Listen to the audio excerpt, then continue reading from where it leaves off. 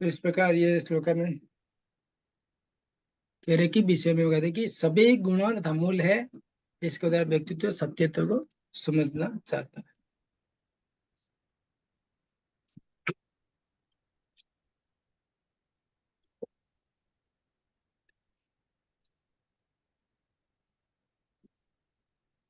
बुद्धिर्ज्ञानम असमोहो क्षमा सत्यम दम समः सुखम दुखम भवो भावो भयम च भयमेव च अहिंसा समता तुष्टिम तपोदानं यशो यशः भवन्ति भावभूतानां मत्त एव पृथिवी वधाः।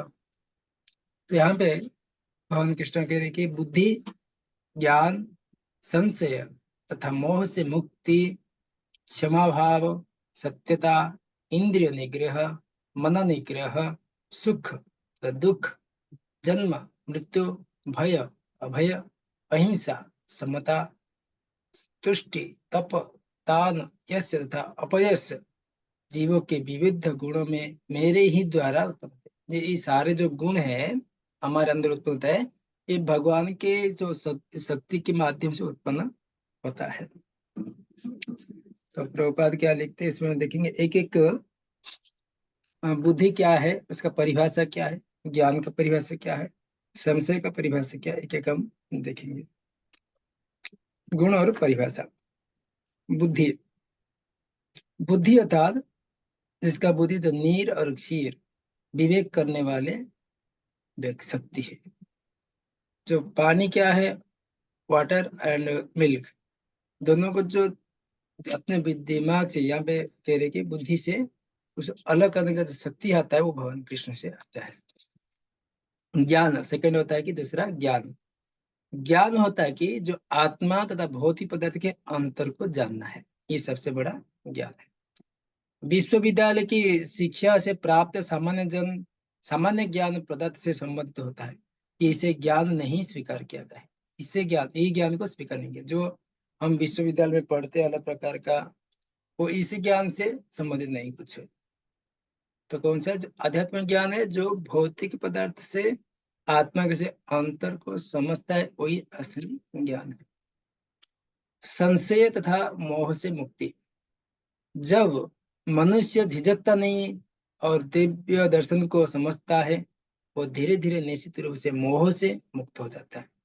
हर बात को सतर्कता पूर्वक ग्रहण करनी चाहिए, आंख बंद करके कुछ भी स्वीकार नहीं करना चाहिए, ये होता है संशय तथा मोह से मुक्ति।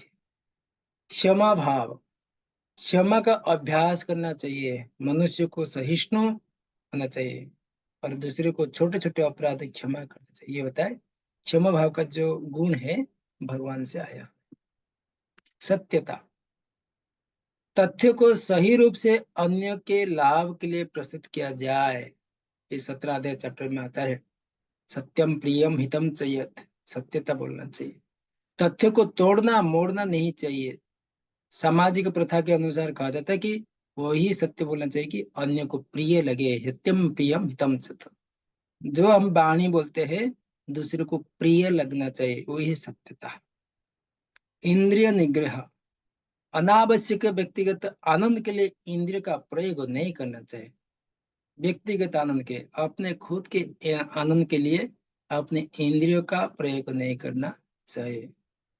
ऋषिकेश और ऋषिकेश सेवना उचित, केवल भगवान कृष्ण ऋषिकेश की सेवा के लिए इंद्रियों को निग्रह करना चाहिए। इंद्रियों से आंख नाक जीवा तो चाहे सो इंद्रिय लेते हैं, कैसे भगवान की सेवा में हम उसको आनंद दे, भगवान को आनंद दे सकते, इसके लिए भगवान का नाम है ऋषिकेश। मना निग्रह, मन को फालतू के विचार से रोक सोचने की शक्ति का दुरुपयोग, धन पर विचार करने में अपना समय व्यतीत करना, विचार शक्ति का प्रयोग मनुष्य की प्रमुख आवश्यकता के समझने और अधिक आधिकारिक रूप में प्रस्तुत करने के लिए किया जाना चाहिए। साधु, गुरु और शास्त्र के सहयोग से विचार शक्ति का विकास करना चाहिए, मन को उसमें एंगेज करना चाहिए, मन निग्रह। सुख और दुख, हमेशा कृष्ण भावना मृत्यु के अनुकूल या प्रतिकूल के संबंध में विचार किया जाए।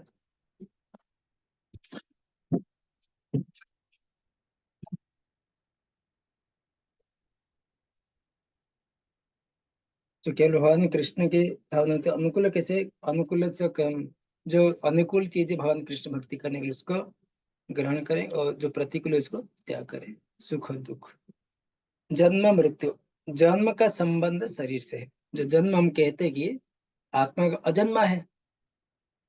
जन्म कैसे, जब शरीर से संबंध है उसको हम जन्म कहते हैं। जहां तक आत्मा का प्रश्न है, ना तो उत्पन्न होता है ना मरता है। जन्म मृत्यु किसके, केवल शरीर से संबंध है। भय अभय, भविष्य का चिंता से अद्भुत है। भय तो हमारी माया पास में फंस जाने से उत्पन्न होता है। हम भय कैसे, हम माया के, हम कुछ माया के पास में फंस जाने के लिए उत्पन्न होता है। हम कृष्ण को जाने था, कृष्ण भवन को निरंतर स्थित रहे। इसके लिए भगवान कृष्ण कहते हैं कि डरो मत, सर्वधर्म परित्यज्य माम एकम शरणं अहम त्वं सर्व पापेभ्यो मोक्षयिष्यामि। दैवी गुणमय मम माया दुर्त्या मामे प्रपदन्ते माया। तो हम क्या करते हैं, हम कुछ फंस जाते हैं माया के पास में, इसके लिए हम भय होता है, हमारा मृत्यु हो जाएगी और ये हो जाएगी, ऐसे भय रहता है। इसके लिए अभय चरणार बिंद भगवान कृष्ण की समझन है। सबका आवाज आ रहा है ना? यस प्रभु जी। यस प्रभु जी आ रहा है। यस प्रभु जी।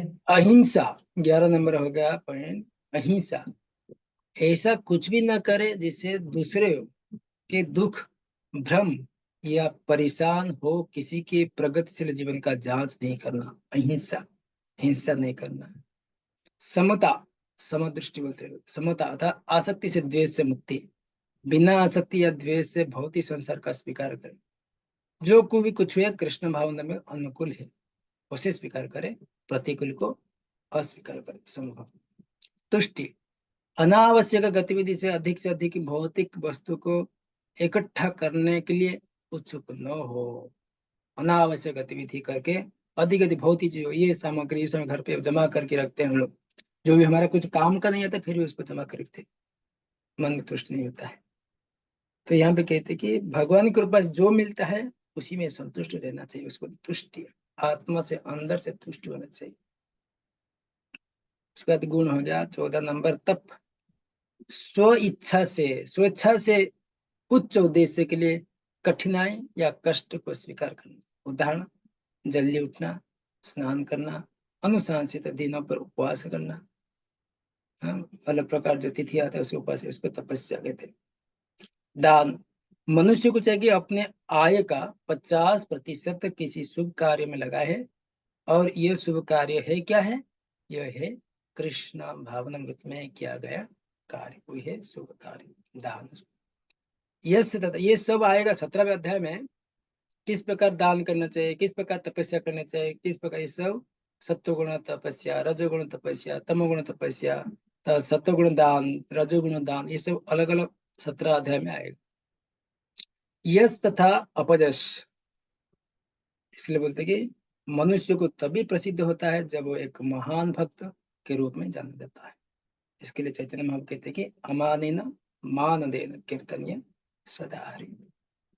तो इस प्रकार ये एक एक जो भगवान कृष्ण बता रहे कि गुण है उसका परिभाषा मतलब डिस्कशन किया।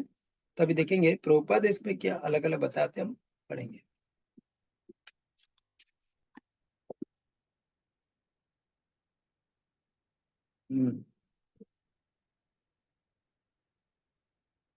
प्रभुपाद का जो है, तो मैं पूरा इसमें एक एक पॉइंट में आ गया, फिर बीच में कुछ कुछ पॉइंट है।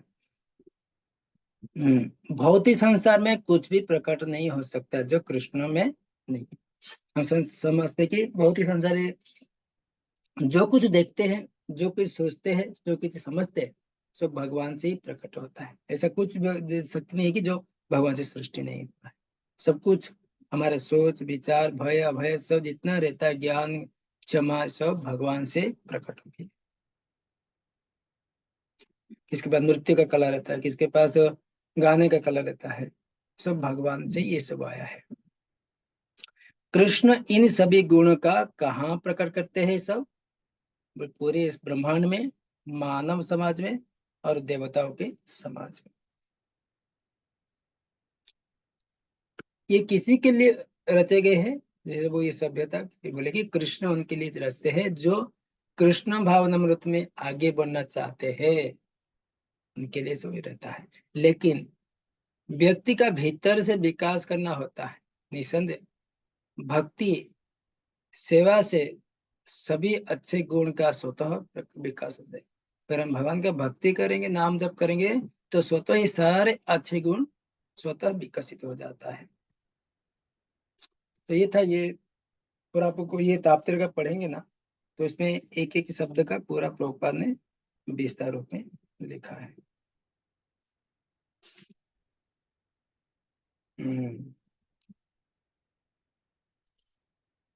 इसमें प्रभुपाद इसमें और एक भय का बता रहे कि श्रीमद् भागवतम में भयम द्वितीय विनिषेधः स्वात, भय तो हमारे माया पास के फंस जाने के उत्पन्न होता है, किंतु जो माया के जाल मुक्त है, जो आस्वस्त है, वो शरीर नहीं है अपितु भगवान के आध्यात्मिक अंश है, जो भगवत भक्ति में लगे हुए उन्हें कोई भय नहीं रहता है, क्योंकि अभय चरणार विंदर, भगवान के अभय चरण में आश्रय लिया है। अभयम तभी संभव है जब कृष्ण भक्त में वो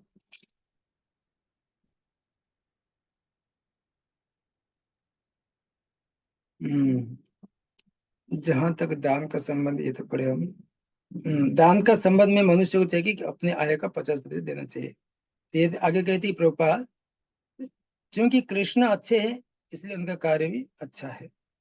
दान हो गया। तो इसमें ब्रह्म जानती ब्राह्मण, एक ब्राह्मण ये से आशा की जाती है कि सारा जीवन ब्रह्म जिज्ञासा में लगा दे।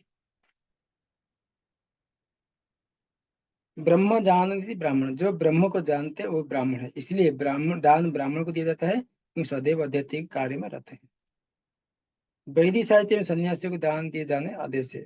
सन्यासी द्वारा द्वार द्वार जाकर भिक्षा मांगते हैं। वे धनार्जन के लिए नहीं अपितु प्रचार अर्थ ऐसा रखते हैं। वे द्वार द्वार जाकर गृहस्थ के अज्ञान की निद्रा को जगाते हैं। क्योंकि गृह कार्य में व्यस्त रहने के कारण अपने जीवन के वास्तविक उद्देश्य को कृष्ण भावनामृत में जगाने को भूले रहते हैं। अतः यह सन्यासियों का कर्तव्य कि भिखारी बनकर गृहस्थ के पास जाए और कृष्ण भावनामृत को होने के लिए उनको प्रेरित करे। वेदों का कथन है कि मनुष्य जागे और मानव जीवन को जो प्राप्त करता है उसे प्राप्त करे। सन्यासी द्वारा यह ज्ञान तथा विधि वितरित की जाती है। अतः सन्यासी को ब्राह्मणों को तथा इसी प्रकार उत्तम कार्य के लिए दान दे, जो कृष्ण भावना से हमें प्रचार हेतु ये व्यवहार किया जाता है। ये हो गया भगवान कृष्ण के अलग अलग प्रकार का ज्ञान है, तो बहुत बहुत महत्वपूर्ण है अपने जीवन में उतारने के लिए। तो आप लोग उससे अच्छे से पढ़ सकते हैं उसको, ठीक है। तो अगले श्लोका में और क्या गुण बताते हैं हम देखेंगे।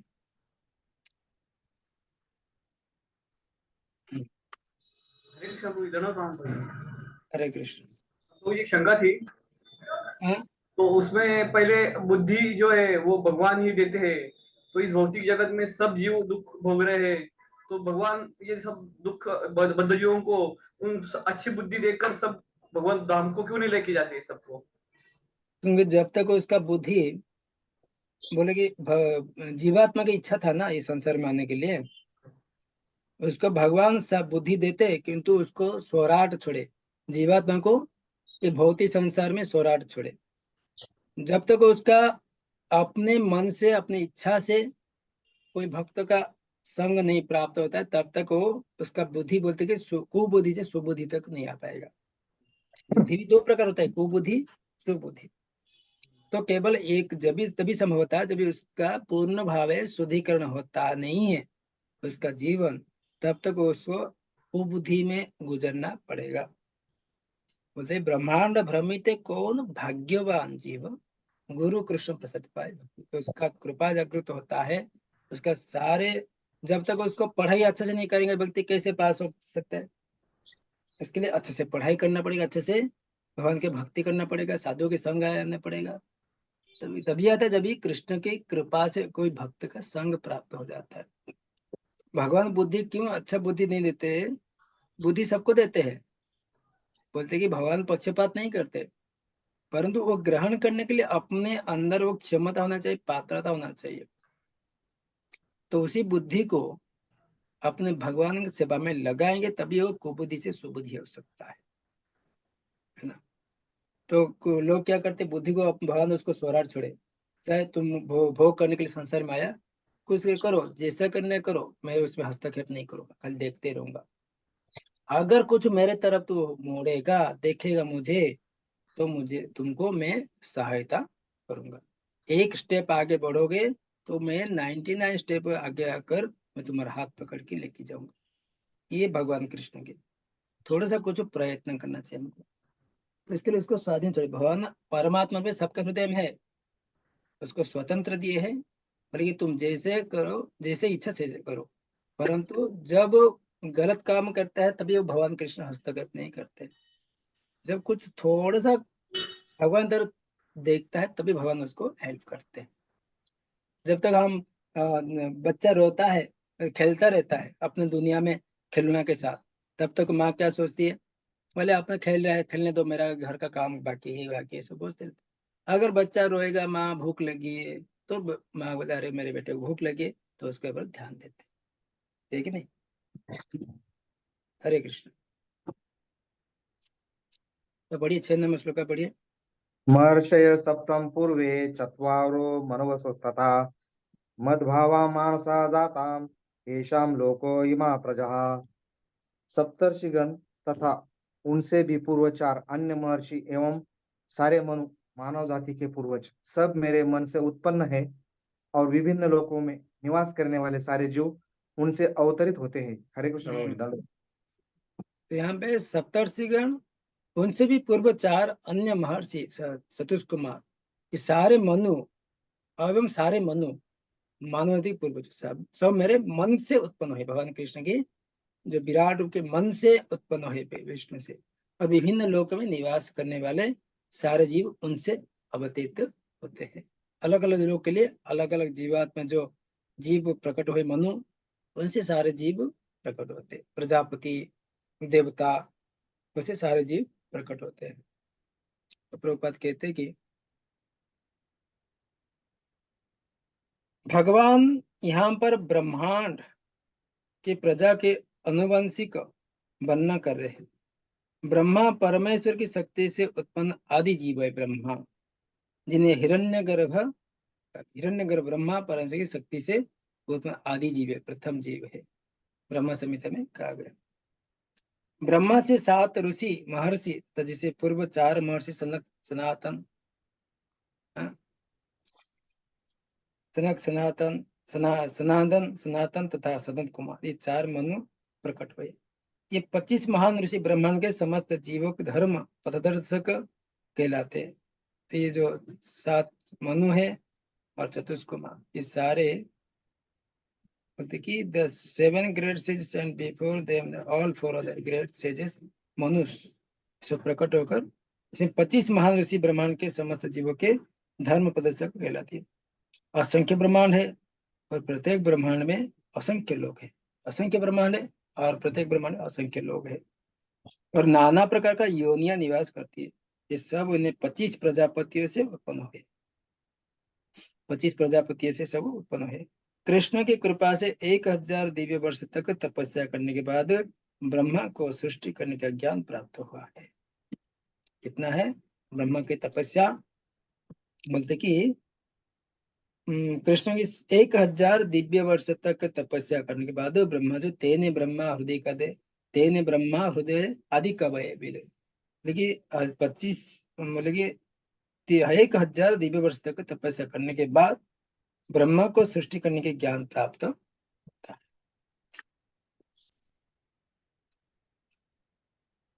तो ब्रह्मा से सनक सनातन तथा सनत कुमार उत्पन्न है। उनके बाद रुद्र सप्तर्षि, इस प्रकार फिर भगवान की शक्ति से ब्राह्मण तथा क्षत्रिय का जन्म हुआ है। ब्रह्मा के पितामह कहा जाता है और कृष्ण को प्रपितामह, पितामह के पिता, तो इसमें आता है कृष्ण प्रपितामह, दादा के पिता कृष्ण के, और ब्रह्मा को पितामह के रूप में जन्म लेता है। इसका उल्लेख भगवद गीता में 11 अध्याय पूरा वर्णन आता है।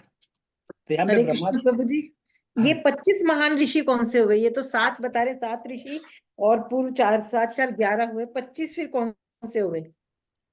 25 14 प्रजापति, मनु है, 14 मनु है। 14 मनु भी है ना, अच्छा अच्छा हाँ ओके। प्रभु जी। मनु भी आता है ना इसमें। अच्छा तो ये ब्रह्मा जी होते पितामह और कृष्ण होते दादा की पिता, प्रपितामह। तो इसमें चैतन्य चरितमृत पूरा विस्तार बताना आता है कि इस प्रकार ब्रह्मा जी की प्रार्थना करते, बोलते मेरा दोस्त को अपराध को क्षमा करो। और पिताजी पे अपने पुत्र का दोष नहीं लेते हैं। तो कृष्ण बोलते मैं कैसे, मैं तो गोप बालक हूँ, तुम्हारा पिता नारायण है, मैं मुझे क्यों आगे प्रार्थना कर रहे।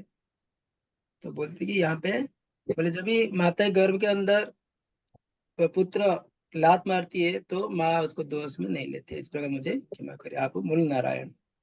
तो अलग अलग कारण बताते ब्रह्मा जी उसमें भगवान कृष्ण को, तो वो कुमार है।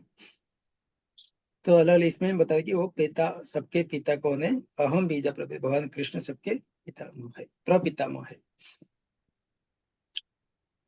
तो इसमें विषय आता है कि कृष्ण की स्थिति को सहाराना समर्पण की ओर ले जाता है।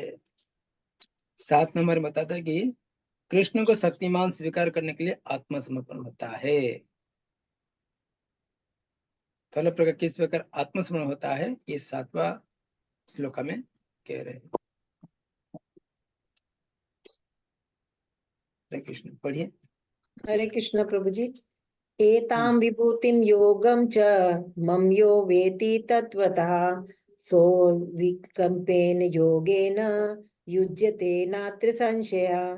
जो मेरे इस ऐश्वर्य तथा योग से पूर्णतः आश्वस्त है वह मेरी अनन्य भक्ति में तत्पर होता है, इसमें तनिक भी संदेह नहीं है। हरे कृष्ण प्रभु जी। हरे कृष्ण।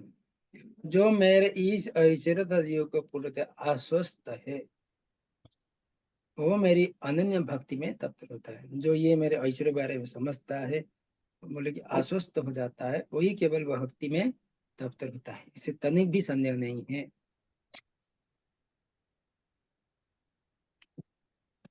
तो प्रभुपाद कह रहे कि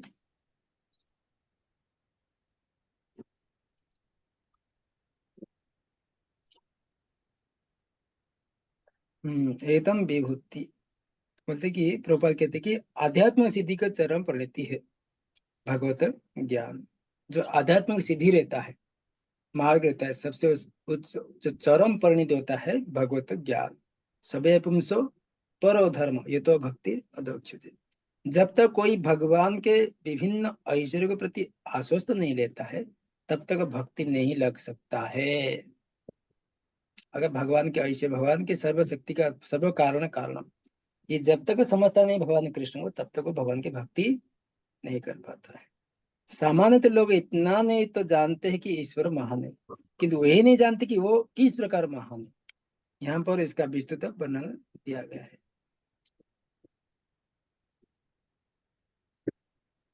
जब कोई ये जान लेता कि ईश्वर के विषय महान है तो ये तो सहज शरणागत होकर भगवत भक्ति लग जाता है। भगवान के ऐश्वर्य ठीक समझ लेने पर शरणागत होने के अतिरिक्त कोई विकल्प नहीं रहता है। ये सब वास्तविक ज्ञान भगवद गीता, श्रीमद् भागवत गीता ऐसे ही ग्रंथों प्राप्त किया जाता है। तो इन ऐश्वर्य को जानने के लिए क्या आवश्यकता है, तो यहाँ पे करे कि कोई भी व्यक्ति कृष्ण को बड़ी आस्था के साथ बिना किसी संदेह से स्वीकार कर सकता है, भक्ति में स्थिर और निष्ठावान हो जाता है। अगर ऐश्वर्य को जानने का उसका क्या आवश्यकता है, अगर ऐश्वर्य जान लिया तो इसमें होता कि भक्ति में स्थिर निष्ठावान होता है, यह भक्तिमय सेवा में रुचि बढ़ता है, एक तथ्यात्मक ज्ञान का मंच पर आता है और समर्पण के अलावा कोई विकल्प नहीं। निष्कर्ष क्या है, पूरी तरह से समझने की अपेक्षा न करे कि कृष्ण कितने महान है। तो प्रभुपाद लिखते कि ब्रह्मांड के संचालन के लिए विविध लोक के अनेक देवता नियुक्त हैं, जिनसे ब्रह्मा, शिव, 4 कुमार तथा प्रजापति प्रमुख है। ब्रह्मांड के प्रजा के अनेक पितामह भी है, सब भगवान कृष्ण से उत्पन्न है। भगवान कृष्ण समस्त पितामहों का भी आदि पितामह। ये रहे परमेश्वर कुछ ऐश्वर्य, जो मनुष्य इन पर अटूट विश्वास हो जाता है तो अत्यंत श्रद्धा समेत संशय रहित होकर कृष्ण को स्वीकार करता है और भक्ति करता है। भगवान के प्रेम भक्ति रुचि बढ़ने के लिए इस विशिष्ट ज्ञान की आवश्यकता है। कृष्ण की महानता की समझने अपेक्षा भाव न बरते, क्योंकि कृष्ण महानता को जानने की एकनिष्ठ होकर भक्ति की जा सकती है। तो ये भगवान के ऐश्वर्य को जो व्यक्ति अच्छी तरह समझता है, पढ़ता है, तो व्यक्ति अति श्रद्धा से भगवान की भक्ति में लग जाता है। भगवान क्यों भक्ति करना है, ऐसे मतलब कि भगवान किस तरह सारे जगह में, सारे जग में व्याप्त है। तो नेक्स्ट सेक्शन पढ़ेंगे हम 8 से 11 शुद्ध भक्ति भगवद गीता का सार है। 8 से 11 जो है बोलते चतुर्श्लोकी भगवद गीता 8 से 11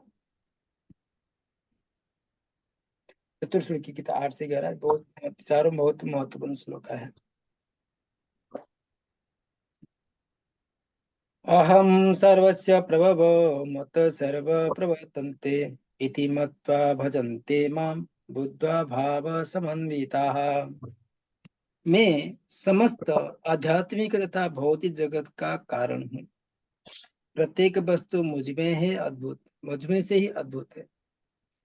जो बुद्धिमान यह भलीभांति जानते कि वे मेरी प्रेम भक्ति में लगते हैं, तो हृदय से पूरी तरह हमारी पूजा में तत्पर हो जाते हैं। यहाँ पे लिंक आता है कि कृष्ण इन 4 आवश्यक श्लोक में भगवत गीता में सारांश देते हैं। इन्हें चतुर्श्लोकी भी कहते हैं, जिसमें कृष्ण उच्चतम भक्त की भक्ति और स्वयं को वास्तविक स्वभाव को वर्णन करते हैं, जो भक्ति को उत्पन्न करता है और भक्ति का पोषण करता है। ये 4 श्लोक है।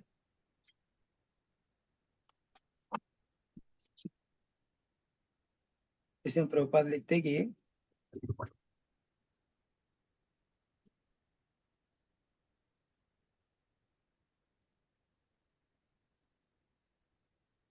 प्रभुपाद लिखते कि जिस विद्वान को वेदों का ठीक से अध्ययन किया हो, भगवान चैतन्य जैसे अधिकारियों का ज्ञान प्राप्त किया तथा जानता कि इन उपदेशों का किस प्रकार उपयोग करना चाहिए, यह समझ सकता है कि भौतिक तथा आध्यात्मिक जगत की मूल श्री कृष्ण है। अहम सर्वस्य प्रभव है। वेदों में कथन ब्राह्मण कहते कि ब्राह्मण ने देवकी पुत्र कृष्ण ही भगवान है। नारायण उपनिषद में कहा गया, एक वे नारायण असीम ब्रह्मांड ईशान तपो नाग्निमस्यो तस्मै ध्या पृथ्वी तो नक्षत्राणाम न सूर्य। सृष्टि के प्रारंभ से न केवल भगवान नारायण थे, सृष्टि के प्रारंभ में केवल नारायण ही थे, न ब्रह्मा थे। सृष्टि पर केवल भगवान नारायण ही थे, न ब्रह्मा थे, न शिव, न अग्नि, न चंद्रमा, न नक्षत्र, न ग्रह, सूर्य, केवल भगवान कृष्ण नारायण ही थे। महा उपनिषद में यह कहा गया कि शिव जी परमेश्वर के मस्तक से उत्पन्न हुए। अतः वेदों को कहना कि ब्रह्मा शिव सृष्टा भगवान की पूजा में जानी जाती है। मोक्ष धर्म में कृष्ण कहते कि प्रजापति च रुद्रम च आप्यहम सृजामि वे तो ही मानम बीजाने तो मम माया विमोहितो। मैंने ही प्रजापति को, शिव तथा अन्यों को उत्पन्न किया है, किंतु वे मेरी माया से मोहित होने के कारण यह नहीं जानते कि मैंने ही उन्हें उत्पन्न किया है। बराह पुराण में भी कहा गया, नारायण परा देवस्तप, बोलते कि नारायण भगवान है जिसे ब्रह्मा उत्पन्न हुए और फिर ब्रह्मा से शिव उत्पन्न हुए। भगवान कृष्ण समस्त उत्पत्तियों का स्रोत है, वे सर्व कारण कहलाते हैं। क्योंकि यहाँ पे प्रोपर लिखते कि क्योंकि सारी वस्तुएं मुझसे उत्पन्न होते, भगवान कहते मैं सबका मूल कारण ईश्वर परम कृष्ण सचिदानंद विग्रहनादिरादि गोविंदम सर्व कारण कारण।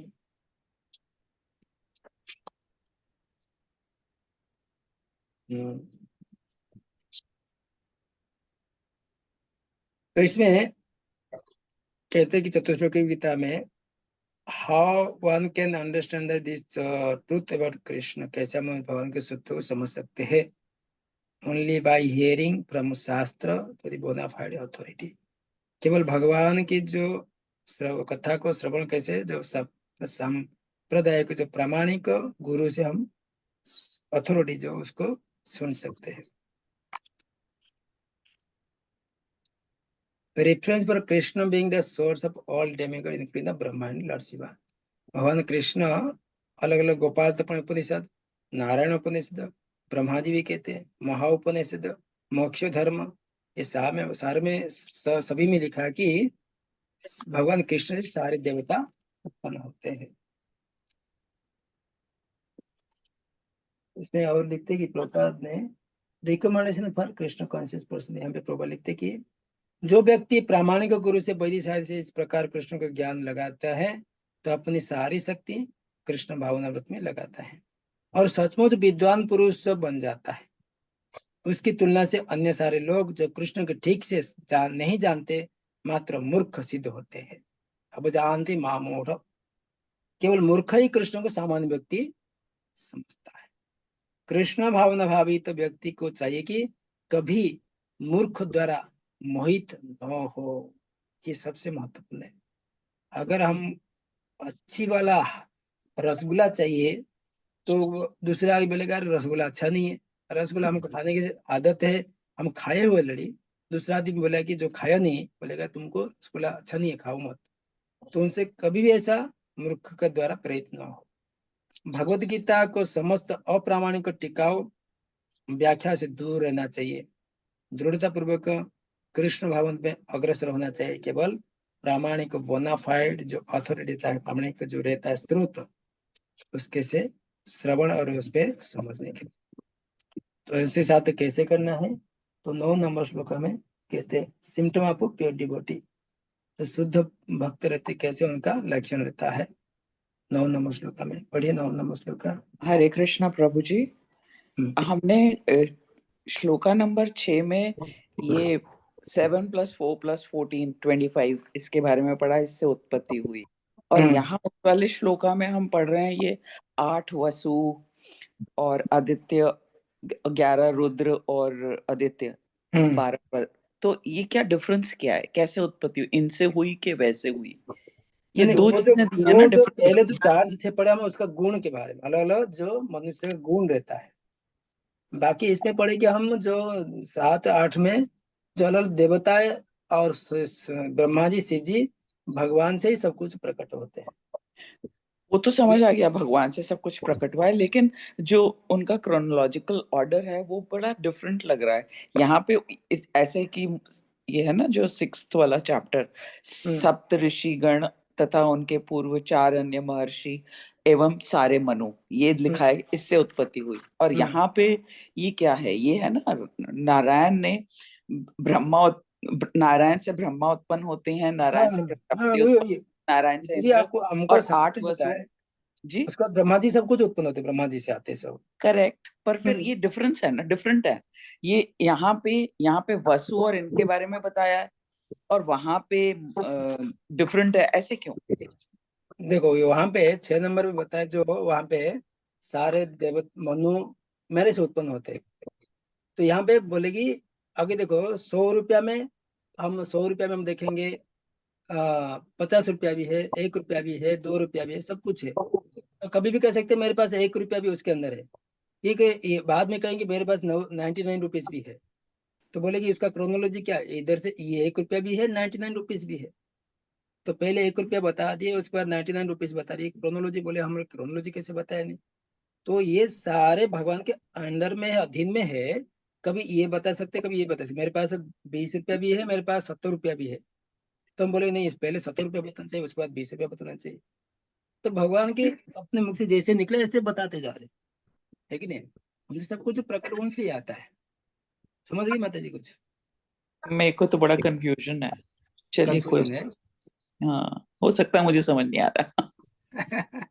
देखो भगवान यहाँ पे कह रहे कि चतुष कुमार और ये प्रकट होते हैं, वहां पे ब्रह्मा जी का नाम लिखा नहीं, लेकिन यहाँ पे अगले वो क्लियर कर रहे कि ब्रह्मा जी जैसे 4 चतुर्व्यूह आते हैं, प्रद्युम्न, अनिरुद्ध, वासुदेव, संकर्षण। उसके बाद संकर्षण से महाविष्णु, महाविष्णु गर्भोदक से विष्णु, गर्भोदक से विष्णु से क्षीरोदक से विष्णु, गर्भोदक से विष्णु से ब्रह्म, उनका नाभि से पद्म निकलता है, पद्म से ब्रह्मा जी, ब्रह्मा जी के वेद ज्ञान देते हैं उनको, तेन ब्रह्म हृदय कदे आदि कवय। उसके बाद सारे ब्रह्मा जी क्या करते हैं, सारे भगवान के सारे पंच महाभूत तत्व को लेकर उनका शक्ति जैसे प्राप्त होता है, सारे जीवन से सृष्टि होते हैं, सारे मनु, सारे देवता सब वहां से प्रकट होते हैं। ये आगे भागवत में पूरा माना जाता है। स्वर्ग विसर्ग स्थान पोषण, इधर स्वर्ग से, स्वर्ग कौन सा? स्वर्ग अर्थात भगवान विष्णु कृष्ण से जो उत्पन्न होता है स्वर्ग है। विसर्ग जब ब्रह्मा जी द्वारा उत्पन्न होते हैं उसको विसर्ग कहते हैं। ठीक है माता जी। ठीक है प्रभु जी। तो यहाँ पे प्योर डिवोटीज जो शुद्ध भक्त रहते हैं उनका सिम्टम क्या होता है इसमें बता रहे हैं। 9 नंबर पढ़िए। मश्चित्ता मद्गत प्राणा बोधयन्त परस्परम कथयत स मामम नित्यम तुष्यन्ति च रमन्ति च। मेरे शुद्ध भक्तों के विचार मुझ में वास करते हैं, उनके जीवन मेरी सेवा में अर्पित रहते हैं और वे एक दूसरे को ज्ञान प्रदान करते हैं तथा मेरे विषय में बातें करते हुए परम संतोष तथा आनंद का अनुभव करते हैं।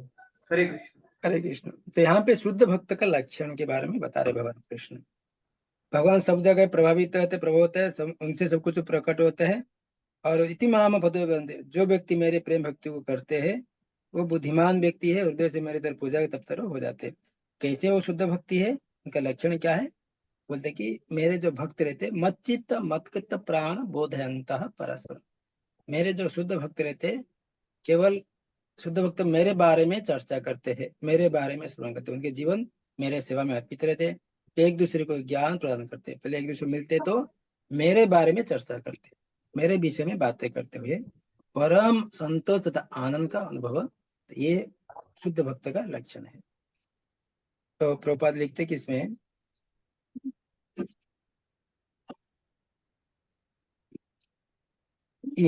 यहाँ जिन शुद्ध भक्त का लक्षण उल्लेख किया हुआ है निरंतर भगवान के दिव्य प्रेम भक्ति में रमे है, रहते हैं। उनके मन कृष्ण चरण कमल से हटते नहीं है, वे दिव्य विषयों के भी चर्चा चलाते हैं। इस श्लोक में शुद्ध भक्त का लक्षण विशेष रूप में उल्लेख हुआ है। तो भगवत भक्त भगवान के गुण तथा उनके लीलाओं के गान में अहर्निश से लगे रहते हैं। उनके हृदय तथा आत्मा निरंतर कृष्ण में निमग्न रहते हैं। तो भक्ति की प्रारंभिक अवस्था को सेवा में ही दिव्य आनंद उठाते हैं। तो भक्ति का प्रारंभिक अवस्था क्या है? सेवा। और परिपक्व अवस्था जो ईश्वर का प्रेम प्राप्त होता है, सेवा करेंगे तो भक्ति का पहला जो अवस्था क्या है? भगवान की सेवा, भक्तों की सेवा। जो उसका परिपक्व अवस्था क्या है भक्ति का? बोलते कि कृष्ण प्रेम प्राप्त होगा। जब वे इस दिव्य स्थिति को प्राप्त कर लेते हैं तब उसे सर्वोच्च सिद्धि स्वाद लेते हैं। आनंद बुद्धि वर्धन बढ़ते बढ़ते इतना प्रेमानंद बढ़ते हैं जो भगवत धाम में प्राप्त होते हैं। चैतन्य महाप्रभु दिव्य भक्ति का तुलना जीव के हृदय में बीज बोने से करते हैं। तो जैसे भक्ति लता बीज अंकुरित करते चैतन्य महाप्रभु। ब्रह्मांड के विभिन्न लोग असंख्य जीव के विचरण करने रहते हैं। ब्रह्मांड भ्रमित कौन? भाग्यवान जीव, गुरु कृष्ण प्रसाद भक्ति लता बीज। इनमें से कुछ ही भाग्यशाली इसमें है जिनसे शुद्ध भक्त का भेंट प्राप्त है, भक्ति लता बीज गुरु कृष्ण प्रसाद में, और भक्ति समझने का अवसर प्राप्त होता है। यह भक्ति बीज एक सदृश है। यदि इसे जीव का हृदय में बो दिया जाए तो जीव हरे कृष्ण मंत्र का श्रवण करता है, कीर्तन करता है, तो बीज अपने आप खिलता है, फलता है और भक्ति रूपी आध्यात्मिक पौधा क्रम से बढ़ता रहता है।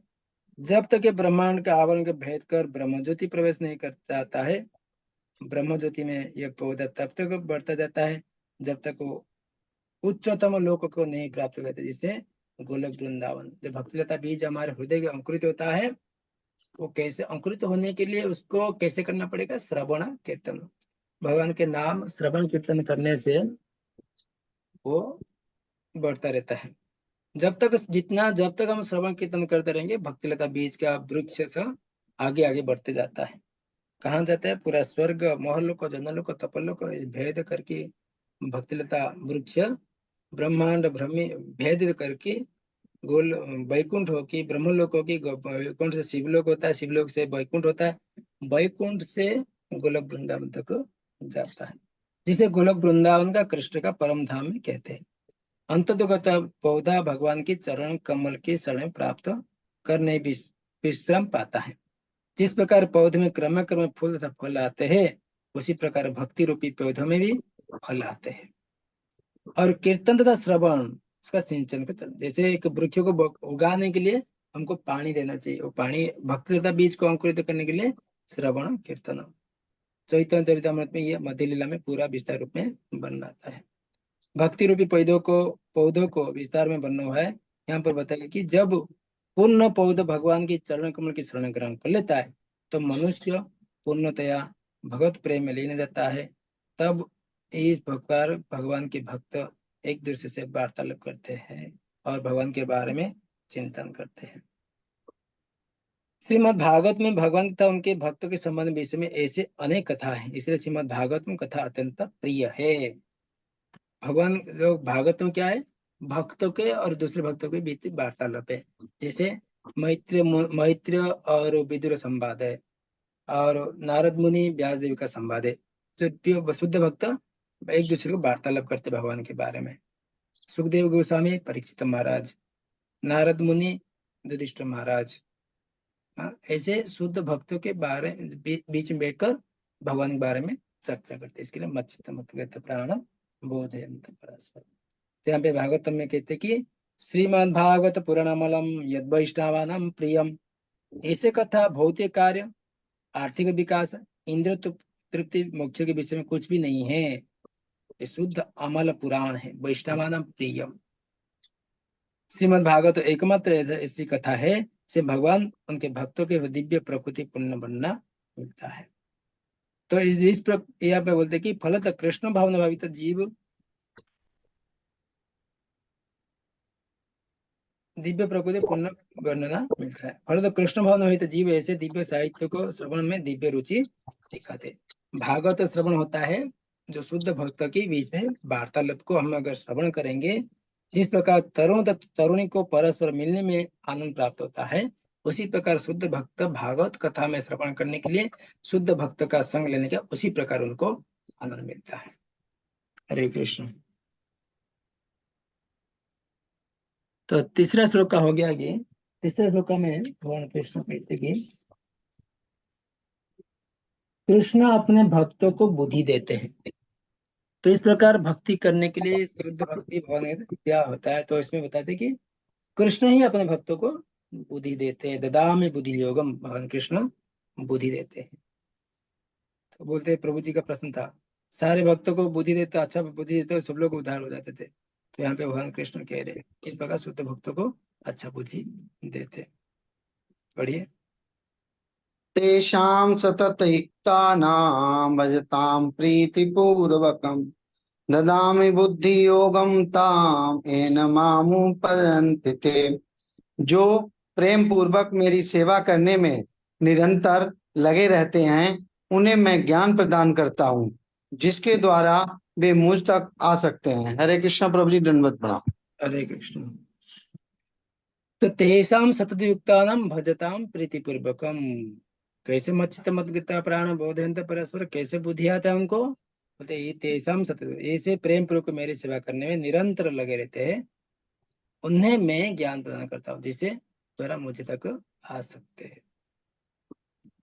तो प्रभुपाद कहते कि इस श्लोक में बुद्धि योगम शब्द का अत्यंत महत्वपूर्ण है।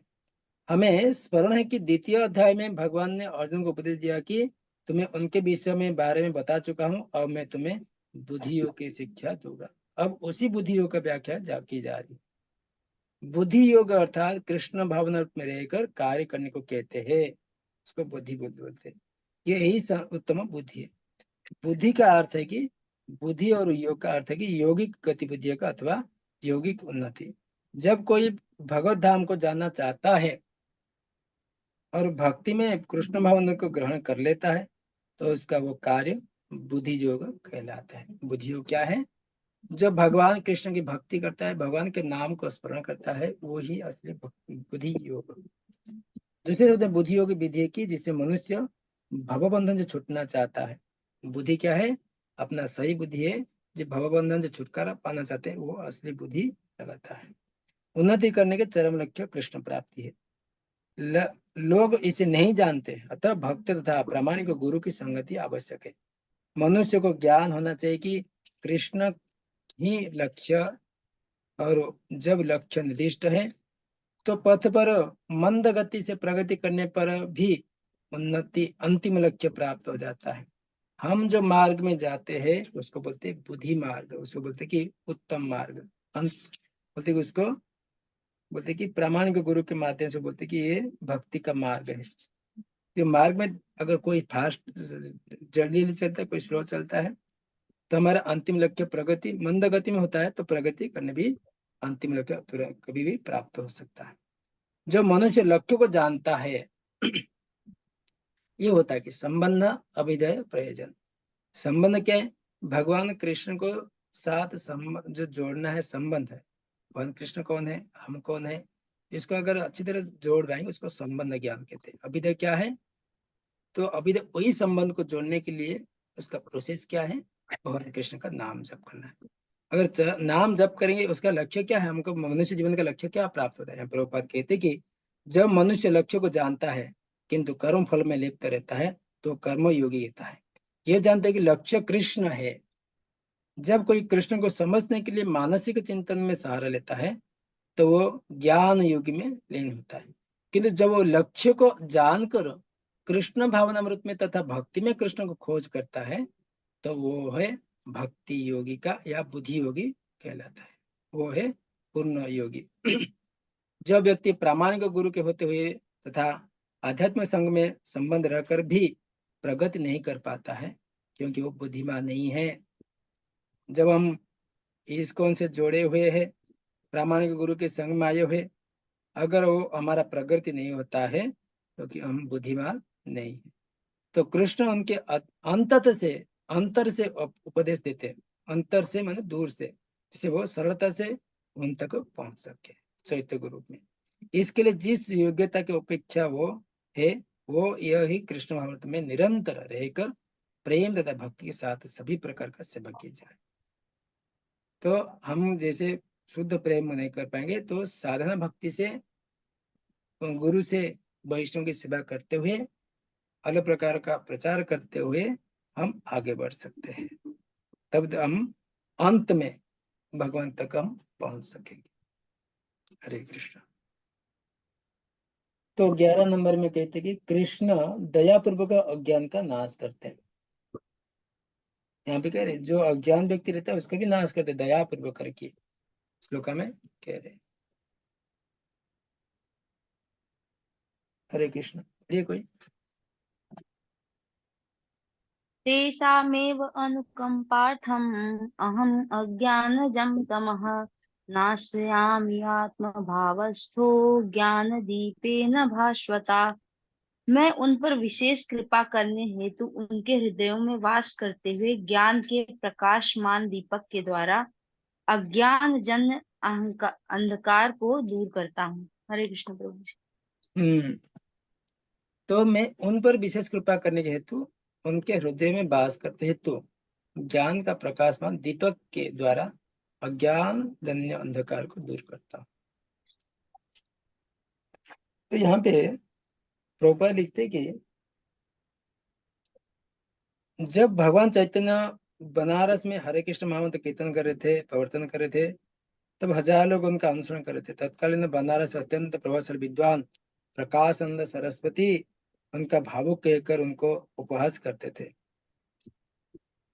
तो उनको इसके लिए भगवान चैतन्य महाप्रभु सन्यासी लेते। इस प्रकार व्यक्ति को केवल कृपा करने के, दया करने के लिए, अज्ञान से निकालने के लिए, जो मायावादी सन्यासी कुतर्कवादी इस प्रकार लोग को सारे जीव को तो भगवान कृष्ण प्रेम के डुबा दिए, प्रेम बन्या में, प्रेम पहाड़ में, पर इस प्रकार जो व्यक्ति रहते थे उनको छू नहीं पाए।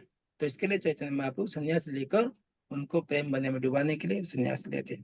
कभी कभी भक्तों की आलोचना दार्शनिक सोचकर कहते कि भक्तगण अंधकार में है और दार्शनिक दृष्टि से भोले भाले भावुक है, किंतु ये तथ्य नहीं है। ऐसे अनेक बड़े बड़े विद्वान पुरुष हैं जिन्हें भक्ति का दर्शन स्पष्ट किया है, किंतु यदि कोई भक्त उनके पास साहित्य उनके गुरु का लाभ न भी उठाए, यदि वो अपनी भक्ति में एकनिष्ठ रहे तो उसके अंतर में से कृष्ण स्वयं उसकी सहायता करते। अतः कृष्ण भावनामृत रत एकनिष्ठ भक्त ज्ञान रहित नहीं हो सकता है। उसके लिए इतने ही योग्यता देगी, पूर्ण कृष्ण भावनामृत में रहकर भक्ति संपन्न करता है। तो यहाँ पे प्रश्न उठता है कि प्रोपा लिखते कि सुंदर भाव से, आप लोग उसमें पढ़ेंगे तो समझ में आएगा। तो विवेक के जो बिना विवेक के शुद्ध ज्ञान प्राप्त नहीं किया जा सकता है। जो लोग शुद्ध भक्ति में रहते हैं, भले ही पर्याप्त शिक्षित न हो, वैदिक नियम का पूर्णतः अवगत न हो, लेकिन भगवान उनकी सहायता करते हैं, भगवान सबको सहायता करते हैं। भगवान अर्जुन को बता दे कि मात्र चिंतन से परम सत्य भगवान को समझा पाना असंभव है, क्योंकि भगवान इतने महान है कि और मानसिक प्रयास से उन्हें तो ना तो जाना सकता है, ना ही प्राप्त किया जा सकता। भले ही कोई लाखों वर्ष तक चिंतन करता है, किंतु भक्ति नहीं करता है, तो परम लक्ष्य सत्य प्राप्त नहीं। बोलते कि बहु जन्म करे यदि श्रवण कीर्तन, तबु तबे न पावे कृष्ण प्रेम धन। तो अगर अलग प्रकार का चिंतन करता है, भले ही लाखों वर्ष से भगवान का चिंतन करता है, अगर अंदर से प्रेम श्रद्धा नहीं है, भक्ति भाव नहीं है, तो कभी उसको भक्ति कृष्ण प्रेम प्राप्त नहीं पाते, तो उसे कभी कृष्ण परम सत्य को समझ नहीं पाएंगे। परम सत्य को कृष्ण केवल भक्ति से उत्पन्न होती है, शुद्ध भक्ति, और अपनी अचिंत्य शक्ति से शुद्ध भक्त के हृदय में स्वयं प्रकट हो जाते हैं।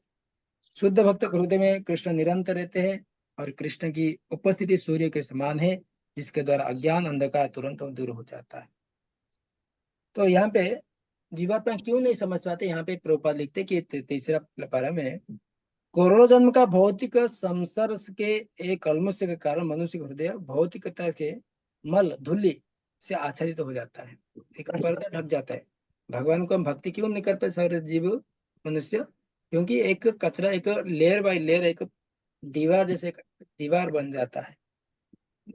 किंतु जब मनुष्य भक्ति में लगता है और निरंतर हरे कृष्ण का जप करता है, तो मल तुरंत दूर हो जाता है और उसे शुद्ध ज्ञान प्राप्त होता है। परम लक्ष्य विष्णु को जप तथा भक्ति प्राप्त किया जा सकता है, अन्य किसी प्रकार मनोधर्म तर्क द्वारा नहीं। इसके लिए किस प्रकार सारे जीव को भगवान कृपा करते हैं, क्योंकि हमारा बद्धात्मा के कारण, बद्ध जीव कंडीशन के कारण, हमारा अंदर हृदय के अंदर एक दीवार जैसे मल, मतलब कचरा जो अनर्थ भरा हुआ रहता है। तो इसमें बोलते कि केवल नाम जप करके करते करते करते करते शुद्धि होता है, तब जाकर भगवान अज्ञान अंधकार को दूर हो जाते हैं, तभी भगवान के भक्ति करने के लिए लग जाते हैं। जैसे भगवत गीता में अध्ययन से मनुष्य भगवान शरणागत होकर शुद्ध भक्ति में लग जाता है। जैसे ही भगवान अपने ऊपर भार ले लेते हैं, मनुष्य सारे बहुत ही प्रयास से मुक्त हो जाता है। ये चौथे श्लोक की गीता में भगवान कृष्ण कहना चाहते हैं कि ऑटोमॅटिक ते येणारच बोलवलं आपल्याला, एकदा मनात विचार केला. हरे कृष्ण। पण ते आता बीज बीज लावलं ना, आपलं वृक्ष करून टाकतात ते, फळ देऊस तर थांब.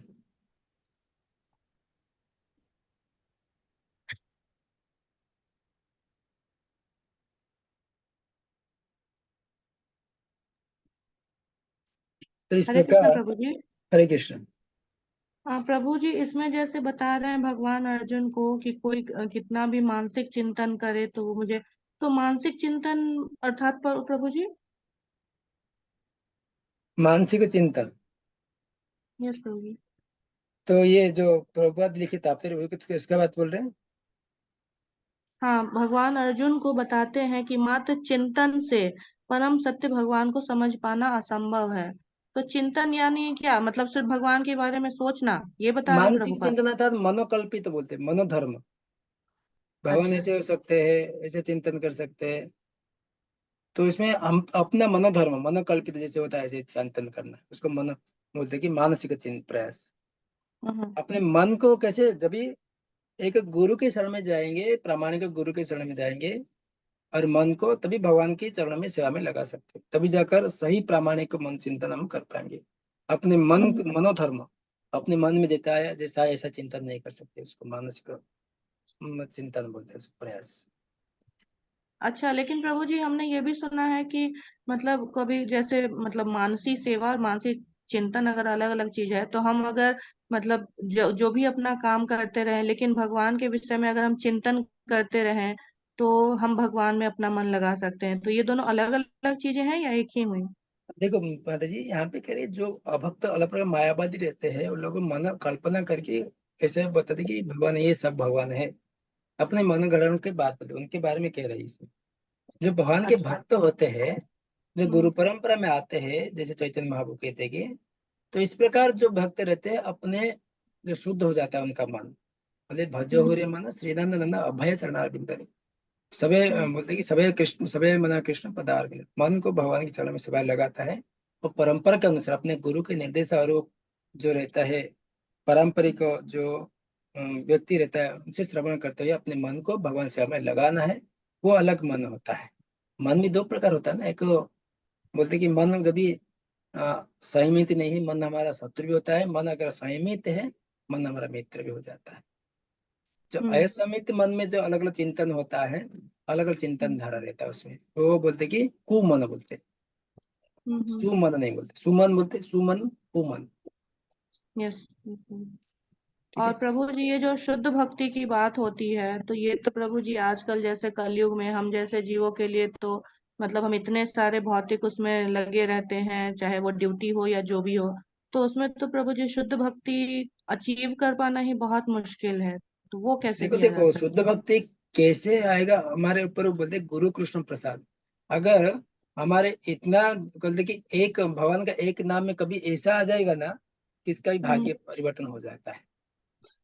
तो हम कह नहीं सकते कि कब हमारा प्रोग्रेस हो जाएगा तुरंत। तो बोलते कि कभी कभी बोलते हैं ना, हम्म एक क्षण आएगा तुरंत उसका प्रोग्रेस हो जाता है, उसका ग्रेस मार्क यस। मिल जाता है। तो अपने हम्म गुरु की कृपा पर निर्भर है, भगवान की कृपा पर निर्भर है।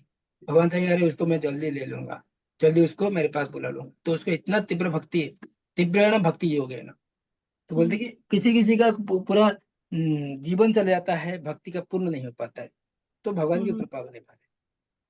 तो हम प्रयास करते रहने का, साधना अर्थात हम्म प्रयास करते रहने का, तो भगवान हम्म देखेंगे ये कितना निष्ठावान है से हम्म साधना में तत्पर है।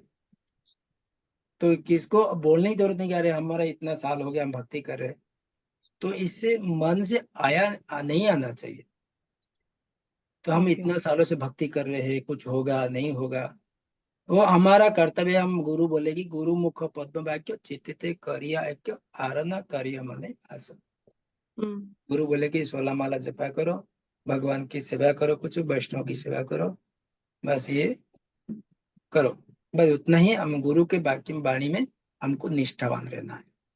बाकी तो अब भगवान देख लेंगे कितना निष्ठावान है, तो भगवान ऊपर हम्म छोड़ देने का। ठीक है। Hare yes yes. Krishna. Hare thank you प्रभु, कृष्णा हरे प्रभु कृष्ण। जी, पंचांग प्रणाम। हरे प्रभु जी, वो हिरण्यगर्भ और वो जो नाभि कमल है भगवान का, वो सेम चीज है क्या? सेम सेम चीज है। अच्छा, थैंक यू।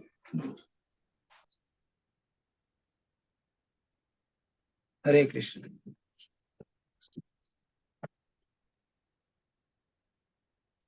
ठीक है, हम नेक्स्ट क्लास में पढ़ेंगे अगला भाग। और कोई किसका कोई प्रश्न है?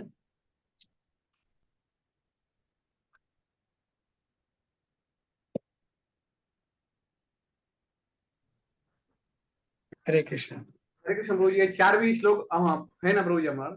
4 हाँ श्लोक है।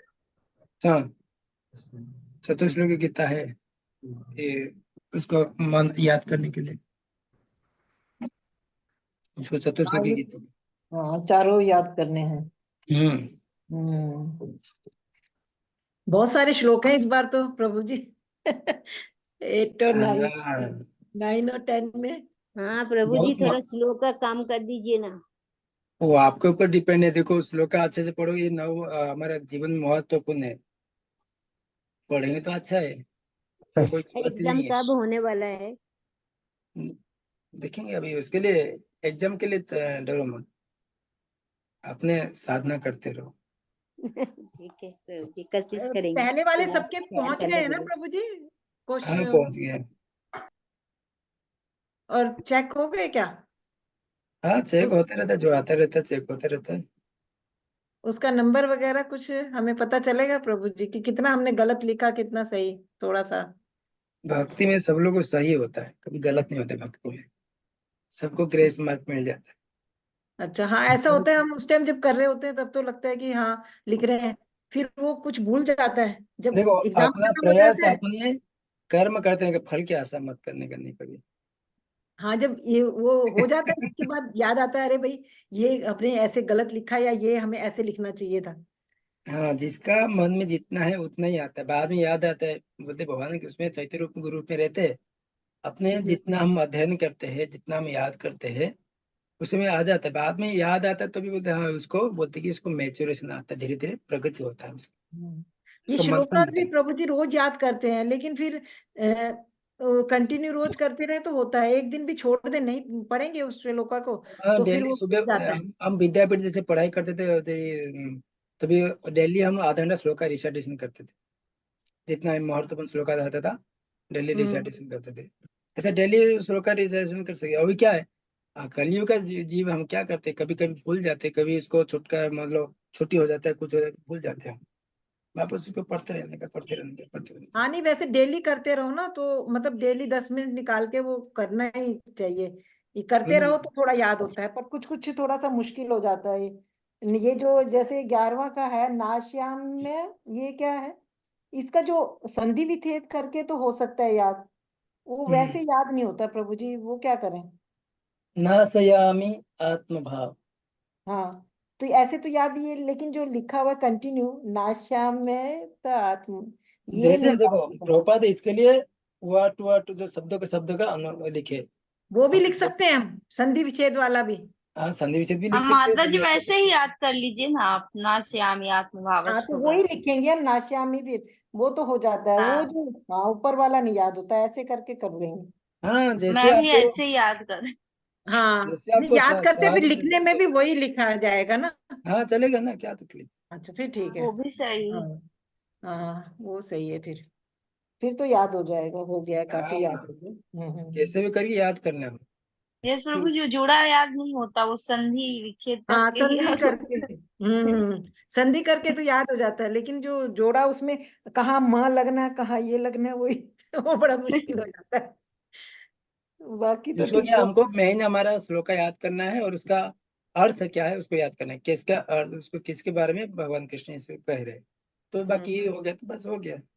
ठीक कभी ठीक। कुछ याद आ जाए तो कुछ वर्ड शब्द युद्ध याद आ जाता है, तो श्लोक हमको यहाँ ये श्लोक, ये जो बता रहे कि ये श्लोक ये है, हमको हम्म। याद आता है तभी। हाँ, नहीं वो तो है, अभी ये कोर्स कर रहे हैं तो हम याद कर पा रहे हैं, नहीं तो कौन याद करता है। वैसे तो करना चाहिए ऑफ कोर्स। ठीक है। थैंक यू प्रभु हाँ, जी। ठीक पर है, मन हरे नहीं कृष्ण। लगता वैसे ही फिर। है। ह- मतलब ऐसे ही मन नहीं लगता याद करने में, अब कोर्स कर रहे हैं तो याद कर ले रहे हाँ, हैं। नहीं वो तो है ही, सब रीडिंग करते रहो रोज रोज तो फिर याद तो हो जाता है थोड़ा, पर जब एग्जाम के टाइम में भूल जाते हैं। ये भी है, चलिए ठीक ठीक है, है। हरे कृष्णा। हम नेक्स्ट हरे वीडियो में कृष्णा हरे मिलते प्रभु कृष्ण हैं, प्रभु जी, मिलते हैं। जी, दंडवत दंडवत हरे प्रणाम। कृष्णा, हरे कृष्णा, हरे कृष्ण प्रभु जी दंडवत। हरे कृष्णा। हरे कृष्ण हरे प्रभु जी, कृष्ण पंडित प्रभु प्रणाम। जी, हरे कृष्णा दंडवत प्रभु हरे जी, कृष्णा। दंडवत प्रणाम।